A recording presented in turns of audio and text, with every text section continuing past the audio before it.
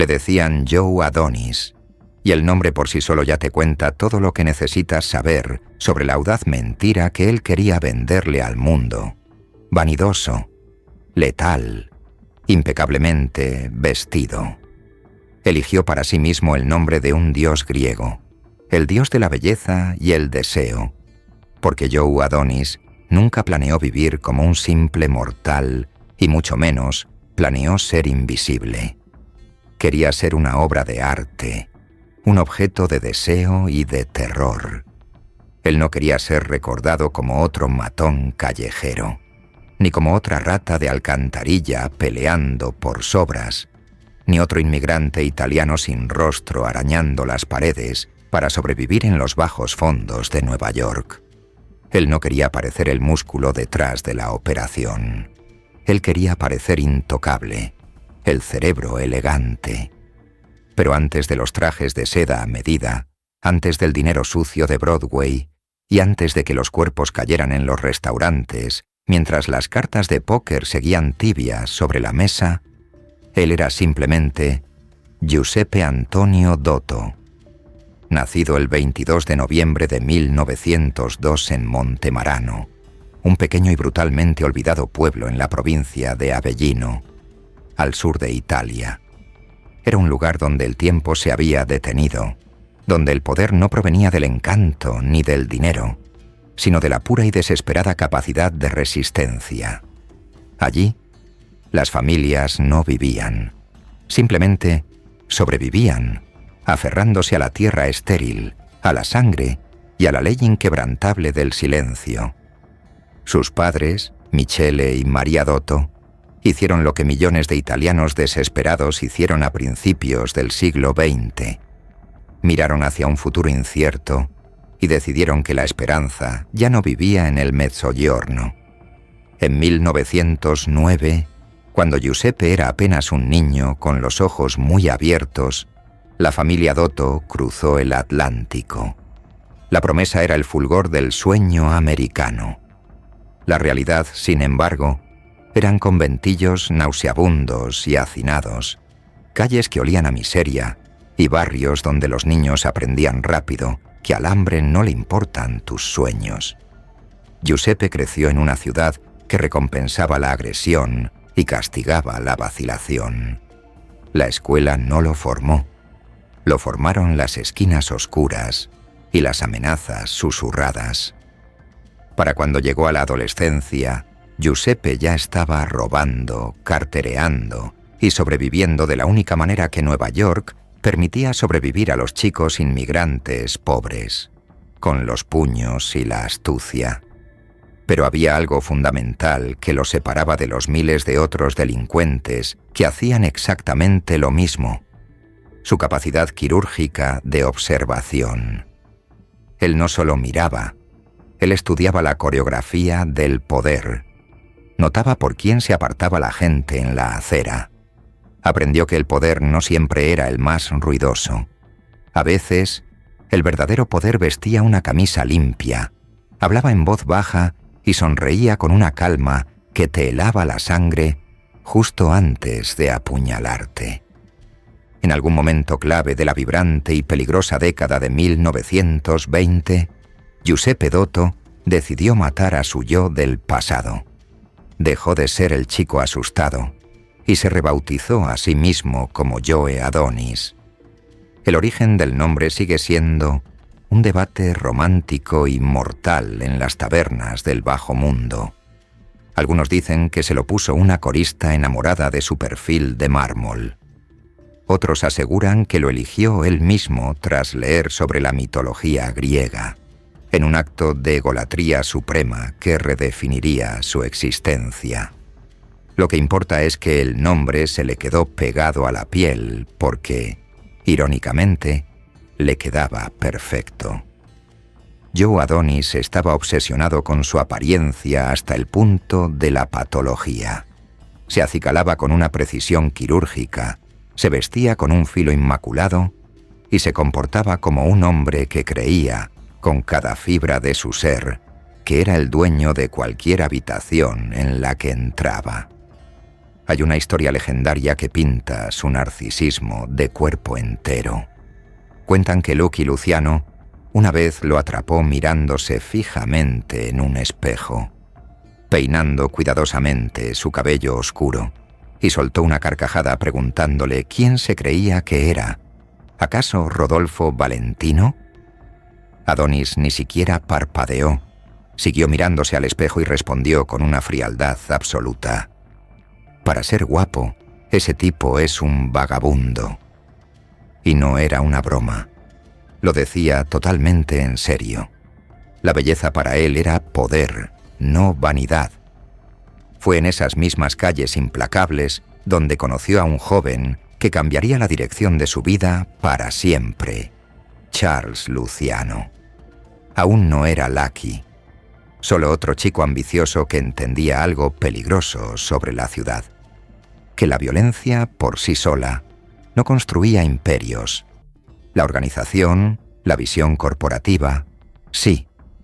Y desde el principio, Dotto se ató a Luciano con algo que definiría su vida entera, algo más valioso que el oro en el bajo mundo: la lealtad incondicional. Pero esta lealtad no era sentimentalismo barato, era estratégica, una inversión a largo plazo. Giuseppe entendió que Luciano estaba jugando ajedrez mientras los demás jugaban a las damas. Mientras otros se peleaban por esquinas sucias, Luciano hablaba de sistemas y unificación. Mientras otros perseguían robos rápidos, Luciano hablaba de estabilidad y estructura. Y Dotto, el hombre que quería ser un dios, escuchó con la devoción de un apóstol. A finales de la década de 1910 y principios de la de 1920, mientras el inframundo de Nueva York se endurecía como el cemento, Giuseppe comenzó a trabajar como ejecutor para Frankie Yale en Brooklyn. Yale ya era un nombre que pesaba toneladas, brutal, organizado, respetado. Trabajar para Yale significaba estar expuesto a criminales serios y a una violencia seria. Fue aquí donde Giuseppe cruzó caminos con hombres que luego se convertirían en leyendas, incluido un joven Al Capone, que todavía estaba aprendiendo el negocio de la extorsión antes de que Chicago se lo tragara entero. La violencia era parte del trabajo, era la herramienta del oficio, pero Giuseppe nunca dejó que la sangre manchara su imagen pública. Y entonces llegó el evento que lo cambiaría todo: la prohibición. En 1920, Estados Unidos ilegalizó el alcohol, y de la noche a la mañana, el crimen dejó de ser un delito de poca monta para convertirse en una industria multimillonaria. Joe Adonis, Luciano, Meyer Lansky y Bugsy Siegel no vieron un debate moral en la ley seca. Vieron una oportunidad dorada para la riqueza y la legitimidad. Construyeron una operación de contrabando que movía cantidades industriales de alcohol a través de Brooklyn y hacia el corazón de Manhattan. Los teatros de Broadway, los clubes nocturnos, los restaurantes de lujo. Todos bebían porque hombres como Adonis se aseguraban de que las botellas nunca dejaran de llegar. Adonis rápidamente diseñó una nueva personalidad para esta era: el contrabandista caballero. Se mezclaba sin esfuerzo con las élites del teatro, la alta sociedad y los dueños de los clubes. No parecía un criminal. Parecía un exitoso y pulcro hombre de negocios, porque en todos los sentidos significativos lo era. En su apogeo, su operación empleaba a unas 100 personas y generaba aproximadamente $12 millones al año, una cifra astronómica que lo colocaba entre los más ricos de la década de 1920. Pero debajo de los trajes a medida y los modales pulidos, Joe Adonis nunca olvidó de dónde venía, ni olvidó el hambre de Montemarano. Todavía estaba dispuesto a ensuciarse las manos, por mero control. Todavía participaba en crímenes callejeros, robos de joyas, tácticas de mano dura. actos que no tenían ningún sentido financiero para un hombre de su inmensa riqueza. Esto no se trataba de dinero, se trataba de control absoluto y de reafirmación. Se trataba de recordarse a sí mismo y al mundo que debajo de la seda y el perfume, él seguía siendo la bestia más peligrosa de la habitación. Porque Joe Adonis nunca quiso ser el titular de las noticias. Él era la infraestructura, el cableado subterráneo. Y la infraestructura, como bien sabemos, solo se nota cuando colapsa. Para entender al hombre del traje de seda, primero hay que oler la miseria de los conventillos. Giuseppe aprendió a sobrevivir en las calles de Nueva York antes de aprender a afeitarse. La escuela no le enseñó nada que valiera la pena. Las aceras manchadas de sangre de Brooklyn fueron su verdadera universidad. A finales de la década de 1910, mientras el mundo se recuperaba de una guerra mundial, Giuseppe encontró su lugar bajo la sombra de un gigante, Frankie Yale. Yale no era un simple criminal, era una institución violenta en Brooklyn. Trabajar para él era como hacer una maestría en violencia.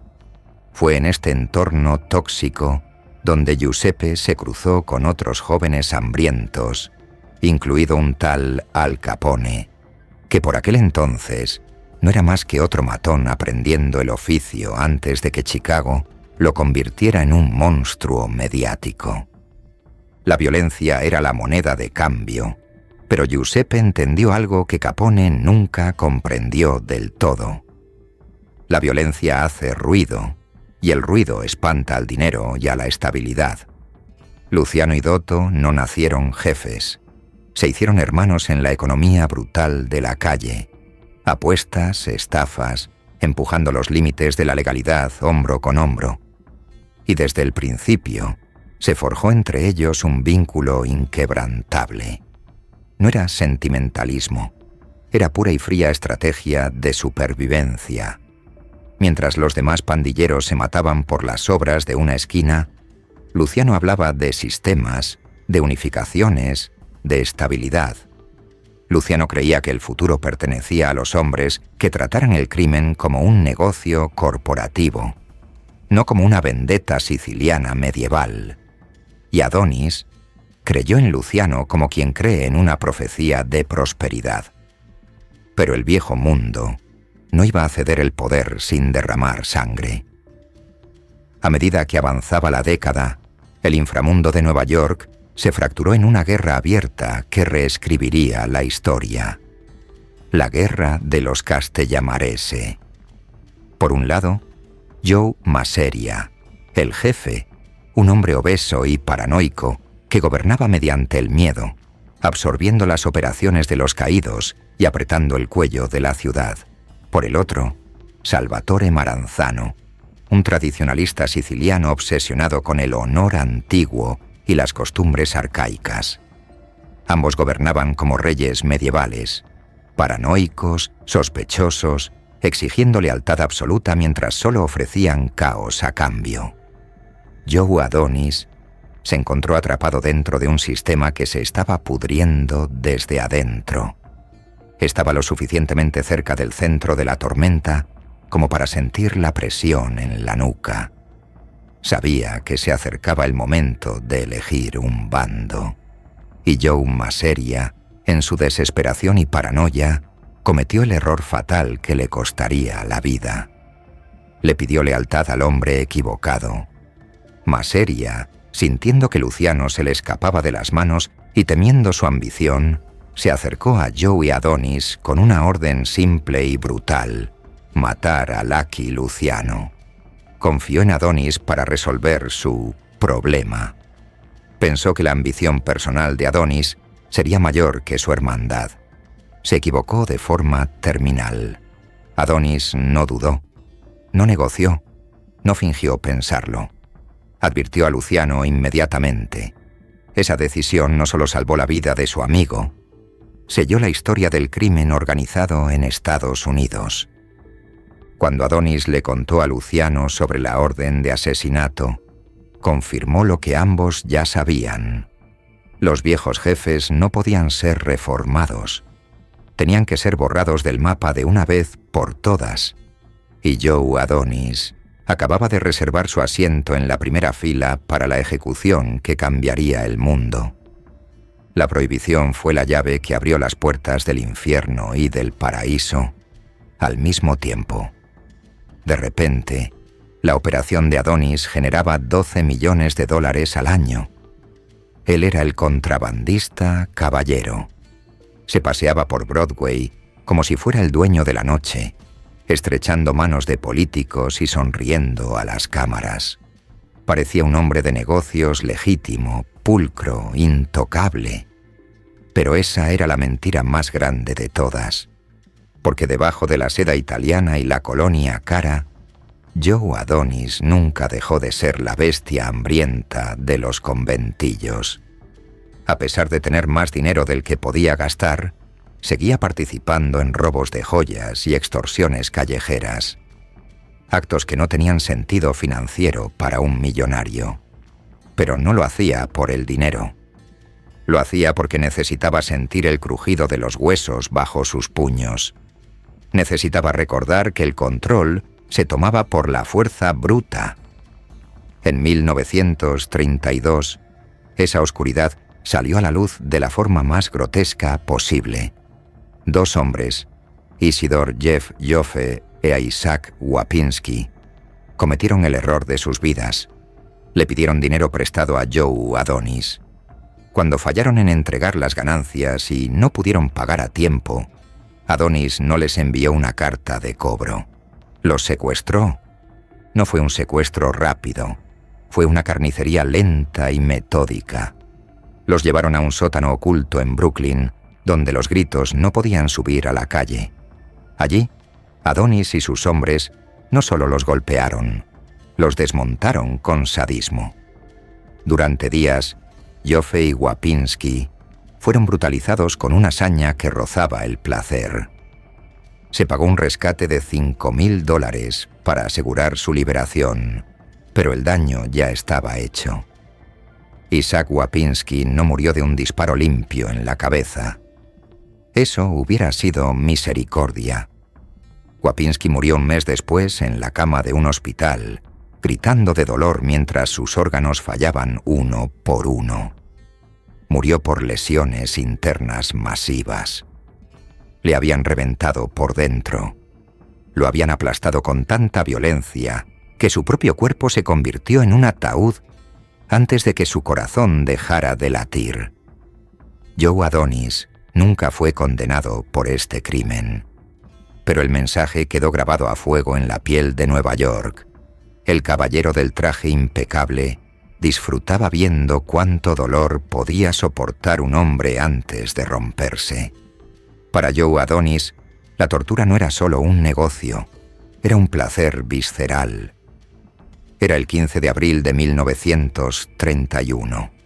El aire en Coney Island olía a sal y a comida frita, pero dentro del restaurante Nuova Villa Tammaro, el aire estaba cargado de algo mucho más pesado, el olor a muerte inminente. Joe Maseria, el autoproclamado jefe de jefes, se sentó a almorzar, convencido de que tenía el control total de su imperio. Las cartas de póker descansaban sobre la mesa. Los platos de comida siciliana seguían llegando. Maseria comía con la voracidad de un rey que no sabe que su corona ya ha sido vendida y su cabeza subastada. Y allí, en la misma mesa, estaba Joe Adonis, el hombre al que Maseria le había pedido lealtad.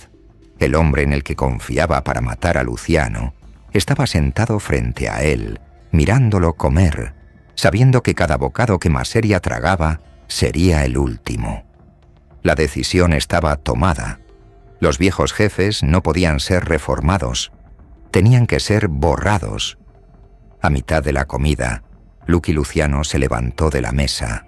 No hubo prisa, no hubo sudor.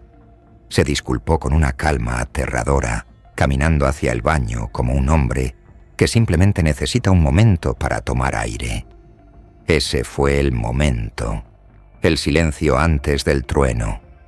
Segundos después, las puertas del restaurante no se abrieron, estallaron. 4 hombres irrumpieron en la sala como jinetes del apocalipsis.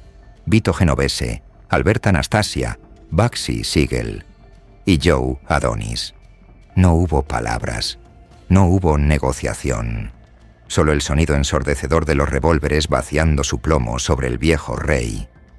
Joe Maseria fue acribillado repetidamente y quedó muerto allí mismo, desplomado sobre el mantel manchado de sangre y salsa de tomate, con el as de picas a su lado.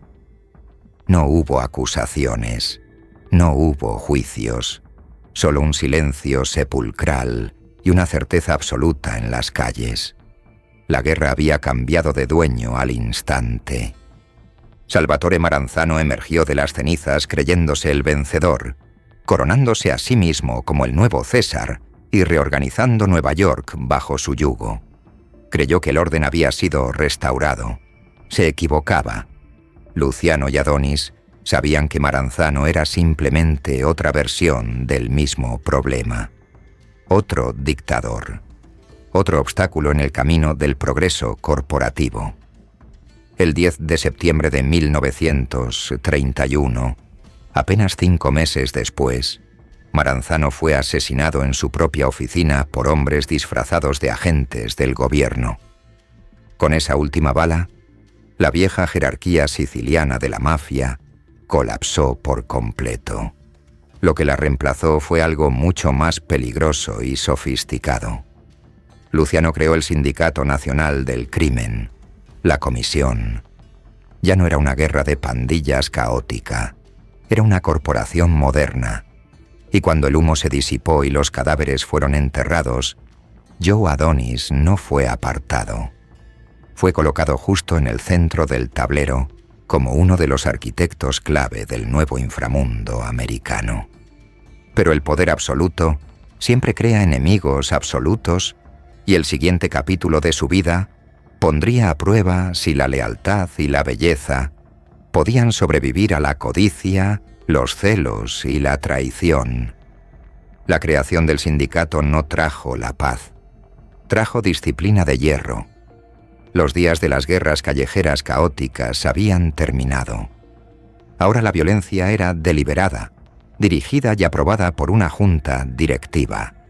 Y Adonis, sentado cerca del centro de este nuevo orden, aprendió a usar ese sistema como un arma perfecta, invisible para el FBI. Sus clubes en Brooklyn, especialmente sus lujosos restaurantes italianos, dejaron de ser simples negocios para convertirse en cuarteles generales inexpugnables.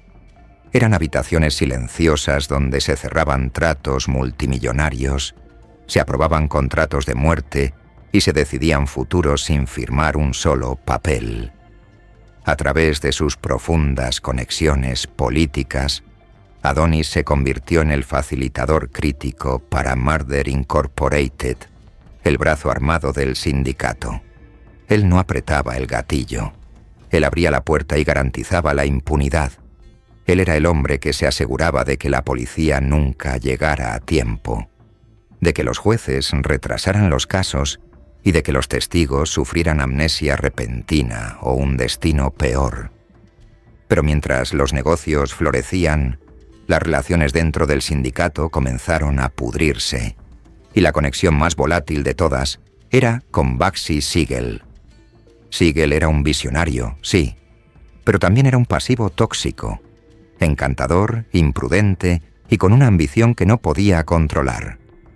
Adonis respetaba la capacidad de Siegel para generar dinero, pero no confiaba en su disciplina errática. Esa tensión se convirtió en una herida abierta con la llegada de una mujer explosiva, Virginia Hill. Virginia Hill no era solo una novia bonita o una socialité de paso. Era un correo, una espía, una movedora de dinero enviada por el Outfit de Chicago. Cuando Chicago comenzó a preocuparse de que en Nueva York dominara el sindicato injustamente, enviaron a Hill al este para observar y seducir. Y Adonis cometió un error clásico. le abrió la puerta de su mundo y de su cama. Virginia se metió en su vida, en sus sábanas y en sus negocios, y por un tiempo pareció leal, pero las lealtades de Virginia Hill nunca fueron simples. Comenzó una aventura paralela con Bugsy Siegel, desviando dinero, información e influencia sin que Adonis lo notara al principio. Cuando Adonis descubrió la traición, no lo tomó solo como un insulto personal. Lo vio como lo que realmente era, una amenaza estratégica al sistema. Siegel estaba ganando demasiado, gastando demasiado y ahora comprometiendo la inteligencia del sindicato a través de Hill. Adonis confrontó al liderazgo de la comisión. Virginia Hill fue cortada, expulsada del círculo íntimo con una advertencia brutal.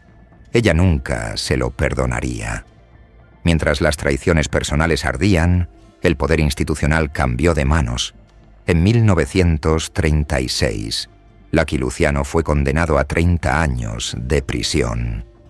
Vito Genovese huyó a Italia en 1937 para evitar la silla eléctrica, dejando un vacío de poder gigantesco. Durante este periodo crítico, Joe Adonis se convirtió efectivamente en el jefe operativo del sindicato. No llevaba el título públicamente, no buscaba el aplauso. Él imponía el equilibrio, él protegía las ganancias, y lo hizo todo con la misma lealtad ciega que le había mostrado a Luciano años atrás, sin saber que el tiempo de los reyes en la sombra estaba llegando a su fin. La era del poder silencioso estaba terminando. La era de la exposición había comenzado. Cuando Joe Adonis regresó a Estados Unidos, el suelo bajo sus pies ya no era sólido. Durante décadas, su poder había existido en las sombras, protegido por favores políticos y corrupción policial. Pero Estados Unidos estaba cambiando. El crimen organizado ya no era algo que los políticos pudieran ignorar. Era algo que necesitaban ser vistos combatiendo con furia. El 12 de diciembre de 1950, el telón cayó de golpe. Joe Adonis fue citado a testificar ante el Senado de los Estados Unidos durante las audiencias de Kefauver. No fue una reunión en una sala trasera, fue un espectáculo nacional televisado. Las cámaras de televisión estaban allí, grabando cada gesto. Los flashes de los reporteros estallaban en su cara como disparos de luz. La imagen del gángster elegante, el hombre que había construido su imperio sobre la discreción, ahora era carne de cañón para los noticieros de la noche. Se convirtió en el rostro del mal. Adonis no cooperó. Se aferró a la quinta enmienda una y otra vez, con la mandíbula apretada, negándose a responder preguntas que pudieran incriminarlo. Legalmente funcionó. Públicamente, destruyó su invisibilidad para siempre. Por primera vez, Joe Adonis no era un nombre susurrado con miedo. Era un símbolo, el rostro impecable de la corrupción en la televisión. En mayo de 1951, el sistema comenzó a devorarlo. Fue acusado de operar establecimientos de juego ilegal en Nueva Jersey. No luchó. Se declaró nolo contenderé. No admitió culpa, pero aceptó el castigo. Fue sentenciado a prisión. Pero la cárcel no fue lo que lo rompió. Lo que lo rompió fue un papel viejo y olvidado.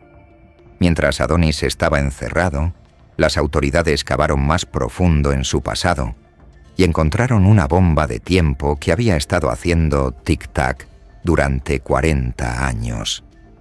Joe Adonis, el arquitecto del crimen americano, el hombre que movía los hilos de Broadway, no era ciudadano estadounidense. El Departamento de Justicia lo clasificó como un extranjero no autorizado, un ilegal con un imperio. En agosto de 1953, la orden fue firmada: deportación inmediata. Adonis luchó con abogados, con dinero, con influencias, Pero el sistema ya no estaba interesado en sobres con dinero. Quería una cabeza en una pica para el consumo público. Para noviembre de 1955, un juez federal le dio un ultimátum brutal: exilio voluntario o pudrirse en la cárcel por perjurio. Era un destierro disfrazado de misericordia. El 3 de enero de 1956, Joey Adonis subió a un crucero en el puerto de Nueva York con destino a Nápoles. Dejó atrás a su esposa, dejó atrás a sus hijos, dejó atrás el imperio que había construido con sangre y seda. Cuando los reporteros, hambrientos de una última cita, le preguntaron cómo se sentía al dejar América para siempre, Adonis les dio una respuesta que fue, a la vez, simple y devastadora. Con la mirada perdida en el horizonte gris del Atlántico, dijo: «No me siento demasiado bien y no me siento demasiado mal». No había ira, solo la resignación fría de un rey que sabe que su reinado ha terminado.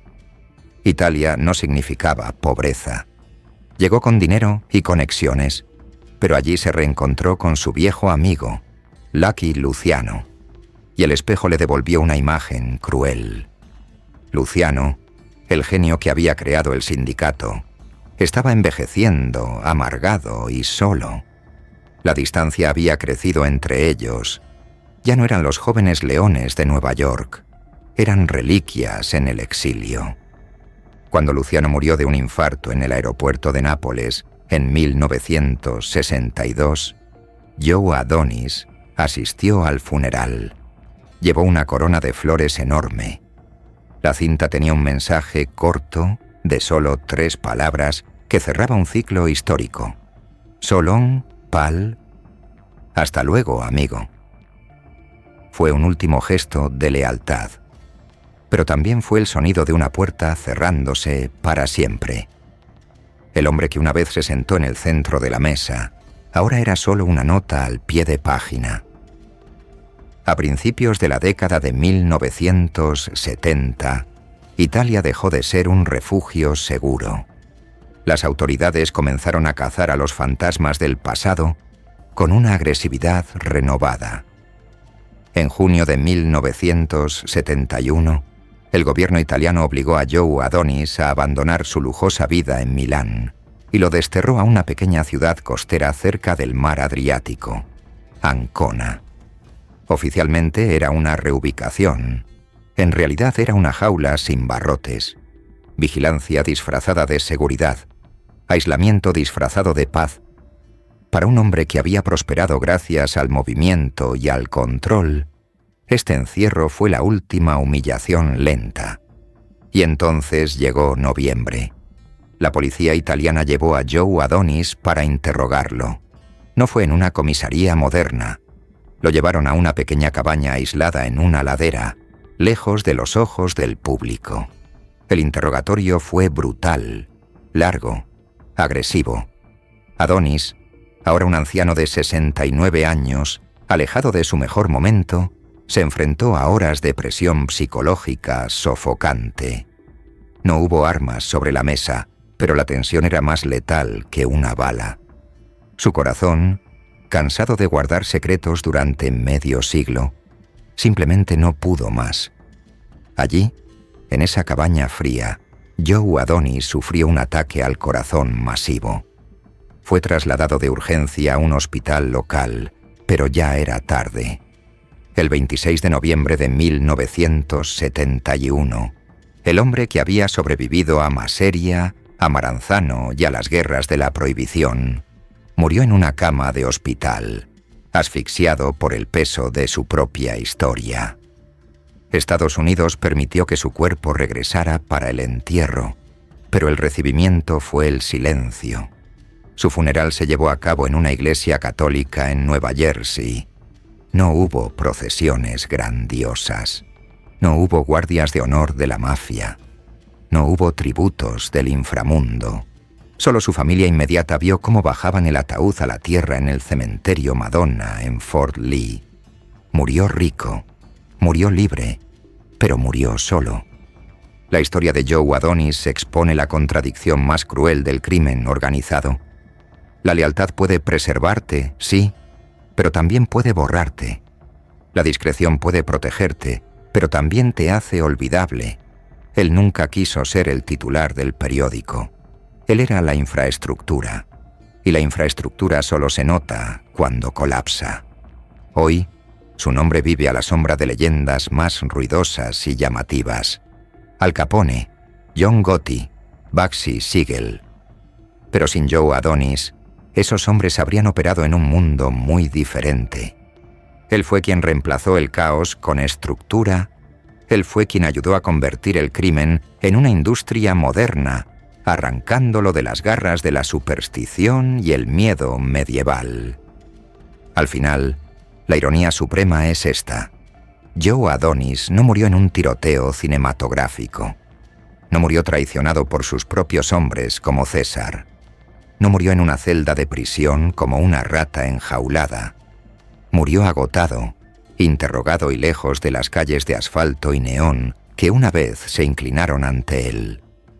Sobrevivió a la mafia, pero no pudo sobrevivir al tiempo.